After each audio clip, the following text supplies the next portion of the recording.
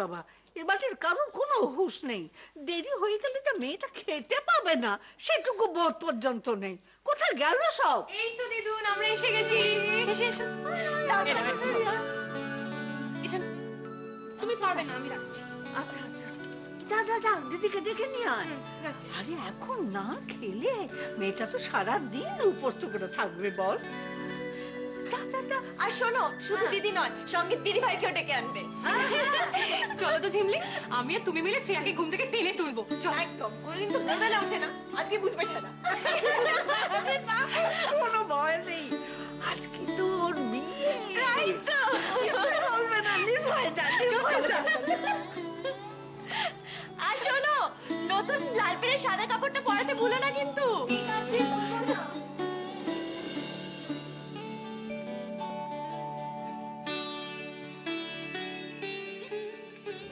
শোনো না, দেখো ওঠো, অনেক বেলা হয়ে গেছে, যে উঠে পড়ো।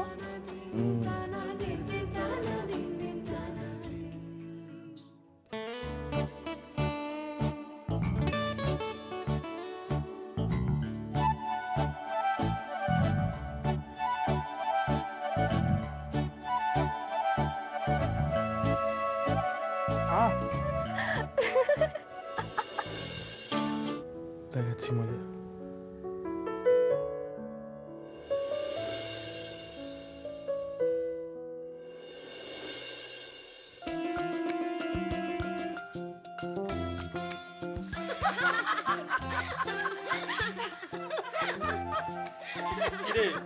শব্দটা বেশ রোমান্টিক ছিল না?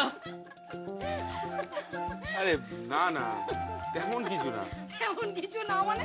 বললেই বলে নাকি তেমন কিছু না? আমরা স্পষ্ট দেখলাম শ্রেয়া শ্রেয়া বলে বিবির বিবির করতে, তাই না? এই বৌদি, তুই বানি বানি বলছো এবার। ওটাই বানি বানি, ওই যে আমরা বানি বানি বলছি। একদম, আমরা সবাই শুনেছি তুমি শ্রেয়া শ্রেয়া বলে বিবির বিবির করেই যাচ্ছ। তোমরা সবাই শুনে নিলে? শোন, আজকের দিনে কিন্তু তোকে ভাই একটু হজম করতেই হবে। আরে যে যা বলছে কান দিয়ে শোন না, মুখে কিছু না বললেই হলো। ঠিক আছে। আরে থামো থামো, চলো চলো তো, ওঠো ওঠো। ঠিক আছে, মাসিমা দই চিড়ে বসে আছেন। দাঁড়াও দাঁড়াও, বাবা, দই চিড়ে এত সকালে, মানে কি ব্যাপারটা কি?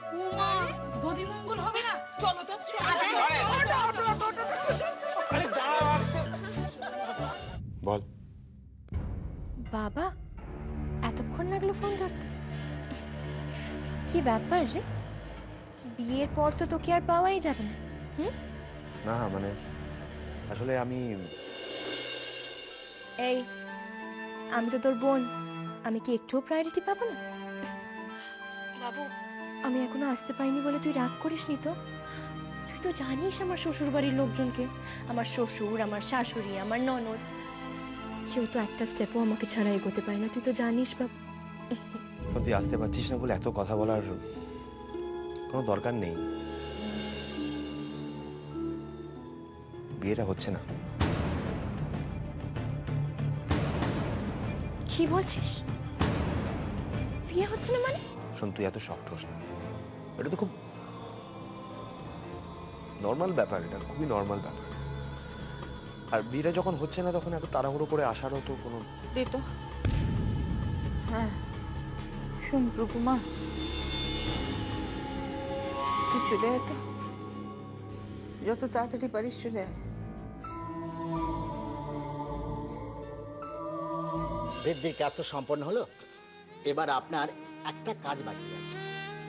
বাবাকে স্মরণ করে বাবার ছবিটার সামনে প্রণাম করলে আপনার কাজ পুরোপুরি সম্পন্ন হবে। সুলেখা, তুমি এই জায়গাটাকে একটু ফাঁকা করে দাও না। যাবো, ওখানে গিয়ে বাবার ছবিটা প্রণাম কর।